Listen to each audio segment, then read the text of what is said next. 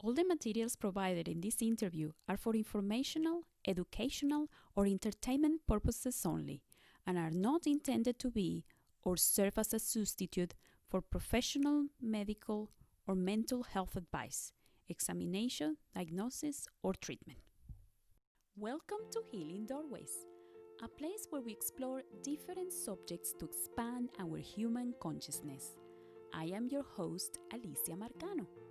And my guest today is telling us to step out of our heads into our kind heart. Ingrid Jane Jones is a life coach and the creator of the Essence of You course and the 5-step journaling course. In this interview, Ingrid shares great tools to support ourselves, to keep us grounded and bring us back to the heart. Ingrid talks about the importance to be kind to ourselves and how easy it is to find moments of self-love just by appreciating what is around us. I hope you enjoyed this interview and thanks for listening. Hi Ingrid, welcome to Healing Doorways. Thanks for taking this time to see me. I know you've been busy with all your online courses. So thank you so much for being here. You're welcome, and thank you for having me. What took you to become a life coach where you have 15 years of teaching primary school? I think from the very beginning of teaching, I was always drawn to the kids' well-being and helping them to believe in themselves. And I always kind of wondered why at such a young age some of the kids would be filled with so much doubt and things like that. So that was always my favorite way of working with them. And I have always been a lover of learning from life and learning from my own life. So growing up, I became a very practical person to play with different ideas that helped me to love myself more or believe in myself. And I just had a feeling. I think when I was coming back from overseas, I lived in London for 3 years, and I was just kind of, what do I really want to do? And I started to really think about my favorite way of working with the kids or my favorite way of interacting with people. And I remember being in Thailand for 3 weeks, and I was on the beach just every day thinking about what could I do. And I would go up and back then you'd go to an internet cafe and pay for your hour, and I'd start searching. I didn't even know about coaching. I started searching about what jobs are there where you get to, and I was more searching the qualities that I wanted. And coaching kept coming up, and the more I read into it, the more I was like, that's me, helping people to support them for where they are and where they want to go. And so then by the time I came home, I had an information pack sent to mum's place, and I registered for the course, and then I studied it to become a coach. Oh, it is fantastic. I also work with children. I've been working with children for 3 years, and I love it. I love it. I was in corporate for so many years, and it was all about making money for some other people. It's been great. I'm a kindergarten teacher. I'm not primary school teacher, but Fabulous, though. but it's what you said. They are the best teachers. I've been loving it. So And they're so good at being in the present moment. Like you're yes, right about being the greatest teachers. They're amazing, and they're very, very forgiving. Like, it's beautiful. I love Yeah. the enthusiasm. I think Mm. as adults, when you grow up and you start losing that enthusiasm for life and the spark in your eyes and the excitement, there's so many things to be exciting about. So, But I think even as grown-ups, we still have that inner child, like what you kept coming back to in you. We have that. We are like just little children inside, and we're still yes. meant to have a bit of that spark and that fun and that joy for our everyday moments. And that's why life is about having fun. You know, I come from South America, so Venezuela is a really harsh condition country. So we we didn't really have much fun. It was all, you have to study and you have to be the best, because if you're not the best, you don't get a job. It's only like one job per 3,000 people. So it was all about hard work. And then I went to London like you, I live in London too, like for nearly 4 years. And I met my husband, Australian, and it was all about the fun and relax. Let's go out and have fun. And so I think we're teaching each other the balance. Since he got to my life, I start to reconnect. Oh, it's important to have fun. It's important to enjoy life. It's not all about where. So I start to relax a little bit more. But yes, and that's what I love your course. And everyone listening, Ingrid has this beautiful course called The Essence of You, which I did last year. And it's a very gentle course, and yet it's very powerful because it shows you how to connect with your heart, in your own words, a step out of your head into your kind heart. So thank you for doing that. It's brilliant. I really enjoy it. And I just want to ask you, in the course you talk about breathing and find what you love to do and follow your dreams. So get, bring the bring your dreams to life, and which I love. I love that part. And I think when I met you last year, I told you, oh, I really enjoying this part. It's putting me in a high vibration. But I do struggle with enjoy the journey. So what do you recommend for people watching us that are juggling between a daytime job and children and spending quality time with the family, and having a dream uh, on their own that they can't really get there as quick as they would like to? It took me 3 years to start doing the podcast. It's been 3 years in my head. How do you do it? How do you enjoy the journey and the present moment when you are so overwhelmed?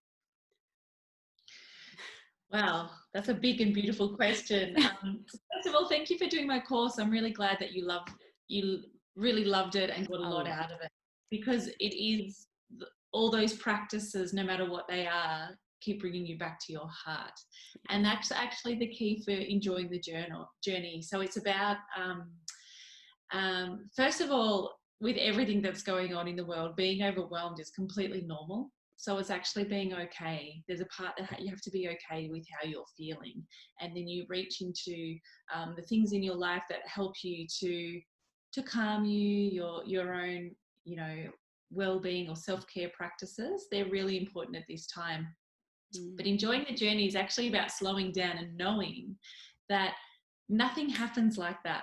So the fact that your podcast was an idea 3 years ago and now you're doing it is actually wonderful, because if everything happened the moment we had the idea, it would be everything would get boring. So there's actually something beautiful about the newness and the nervousness of doing something new, and about allowing something to take a little bit of time.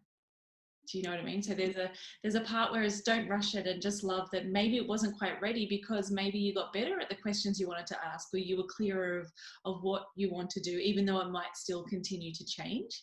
Yes. So it's just also being, I think part of enjoying the journey is actually always comes down to being kind to ourselves. Yes, because when we're being really gentle towards ourselves and we start being present in the moment, we take away the pressure of not being good enough, of not getting it done fast enough, of not being successful enough. And it just allows us to be like, today is okay. Today I thought about this, or I made this tiny step. And so it's being aware and celebrating actually the step that you did take. But when it comes to you or anyone being overwhelmed, there are things that you can do that allow you to work through that. And one of the most effective ways for me is through journaling. So I actually, I have a 5-step journaling process that really takes people on a journey where you get to let yourself be heard. So the whole process is supporting yourself, but you get to let yourself be heard and write down all your stresses, get whatever's on your mind out on the paper, because that's really important. Okay. It's really important to be able to do that. And what that one step does is give your brain a break. So thinking takes up so much energy. We have like 60 to 80,000 thoughts a day. And so we can't solve it all just by staying in our mind. Do you know what I mean? Even though we think that we do, but by going round and round and round on our repetitive thinking loops, we're using up a lot of energy, and we sometimes can't see clearly what's going on. Writing actually does that. It brings you into the present moment. It interrupts some of those thoughts and allows them to just be okay. So then what I think is important is not to just leave it all there, because once you've poured your stress on the page, you haven't dealt with it, and it's really important to just take it on a little bit more of a gentle journey that allows you to dive a little bit deeper, see what might be happening between your own thoughts and emotions that might actually be impacting to whatever's going on, and then allow you to find the gift in it. And the gift is just that beautiful gem that you can do something with that will inspire you to go, oh, but today I can do that. Or, oh, I didn't know that I was believing that about myself. So it's just about taking those beautiful, your own awareness and doing something with it, as well as taking that time to appreciate what you have just learned about yourself and that time spent journaling. So it's a very specific and complete process. But what I find is every time I take someone through it, or every time I do it myself, it has that ability to ground you, to reset you, and to let you know for yourself that you have your answers within you, and that it's okay. No matter what you're feeling, it's okay. So I think having those tools or whatever you use, it's really important to have something that kind of interrupts what's going on. And for me, when I do that, my meditations become even more deep. Yeah, or I'm more excited to keep up my other practices like exercising and eating healthy and all those other wonderful things that are good for us. But taking little pockets of time for you when everything is so busy and you're coordinating family and work and dreams, but just to go, hey, it's meant to be one step at a time. No, and that's important to take that time for ourselves. And we always say, "Oh, there's no time. There's no time." There is 24 hours a day, so I'm sure we can find at least 20 minutes for ourselves. I know it's hard. I do struggle to find time for myself. It is there. We just have to prioritize that time with ourselves. So I'm very excited because I roll into your journaling course, so I'm looking forward to it. Yeah, I'm excited that you're going to do it. It's great. Yeah. Really yeah. So, and you also offer live individual coaching as well. Yeah, I was looking at your website. Yeah. So coaching is all about, supporting people where they are now and where they want to go. So a session is just about finding where someone is at. But my greatest passion with coaching is helping people to change the way they live and work by transforming the relationship that they have with themselves. So for me, it's all about helping them to become kinder towards themselves. So I won't just coach somebody on their big dreams and just getting there. What I care about most is aligning and helping them to balance their thoughts and emotions so that they feel really good about themselves. And that will be through just different practices that I have got, a mixture from my Essence of You program, from this journaling practice that allows people to get really clear for themselves. And it's so important at this time, these crazy times that we live in now, to look into the heart, and start loving ourselves more. And here is my next question for you. How do we love ourselves more? Like, there's a lot of people, there's a pandemic of loneliness in the world at the moment. People feeling that they're not worth it, and feeling very lonely, that they're missing out on love in life. And how do we start loving ourselves more? I listened to this amazing podcast the other day that was how to fail, and it's learning about failures. And Alain de Botton, the philosopher, was saying that self-love is about it's actually more about connection. Mm. So if you remove a little bit of the word love and connecting, and if you connection often is it feels good. So if you notice a beautiful flower, and it's kind of like an Essence of You program where when you notice something amazing and all of a sudden you feel good and you pay attention to that feeling of feeling good, that feeling is love. So when you become aware of it, in that moment, you're naturally loving yourself. So I think sometimes it can be tricky that we feel like we have to do all these things to love ourselves. But if you catch yourself in a moment of, instead of being really harsh on yourself, go, oh, I just made a mistake. Oh my gosh, I can learn from that. Wow. That's a moment of self-love. So for me, self-love is really about slowing down and doing little things where you become kinder towards you. And that's where I think allowing yourself, if you just in an afternoon of feeling like it's too much and I just want a cup of tea and watch a movie or read a book, do that. You know, just paying attention to those things that you need to do, as well as bringing in some everyday practices that allow you to, I really feel like saying things like being kinder to yourself feels a little bit easier than going, I need to love myself. Okay. Loving myself feels like I achieve it and then that's it. Like, you know, when you get really fit, you never have to do any exercise anymore. Okay. But it's not true. We always have to keep going to maintain a fit and healthy body. Yeah, So it's the same with self-love. They're just everyday moments of catching yourself to be kind, or, you know, if a child is upset, you naturally soothe the child. You don't go like, get a grip. The world's, you know, whatever's happening in the world, you should have no right to be upset. Like allowing ourselves to be soothed as well. And it's always just bringing that gentleness to go, oh, I just got mad again and I promised myself I wouldn't. I wonder what I can learn from that and do differently next time. That's part of that for me is an act of self-love. So I don't know if I've answered your question, but Yes. Yeah, no, definitely. Because we have this idea of love, like the love we have for someone else or that we're supposed to have for someone else. But love can be, it can be expressed in different ways. Like you say, appreciating the flower you saw this morning, and connect with with the earth and everything around you.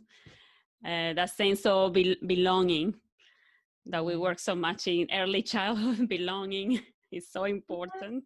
Well, I actually think your relationships, like the people that you actually love or fall in love with, become so much better when you're actually feeling a sense of love within yourself. You know, you would know the days where you have a good day and a not so good day with partners and families and things like that. But often it comes to, oh, how am I feeling inside? And when you're feeling filled with a bit of like love or peace or a sense of calm, they're probably when you're most loving and generous as well to the people in your life. They say that life is a mirror of yourself, so everything you are, you project it. So yeah, that's true. When you are more calm and happy with yourself, everyone around you is. So yeah, no, it's been wonderful. It's already been 20 minutes. I have so many. I know it goes so fast, and it's been great to have you. It's nice to see your energy, that you're so calm and so loving person, and teaching people how to love themselves, how to find love in the little things, and be more kind. It's a great it's a great teaching that we need so desperately in this time, as a human race, I think. Ingrid, what is the best way to find you? You can find me on my website at www.ingridjanejones.com. And that same Ingrid Jane Jones you can find on Facebook as well as Instagram. But yeah, all the information about my workshops, my journaling, or my Essence of You program is on my website. All right.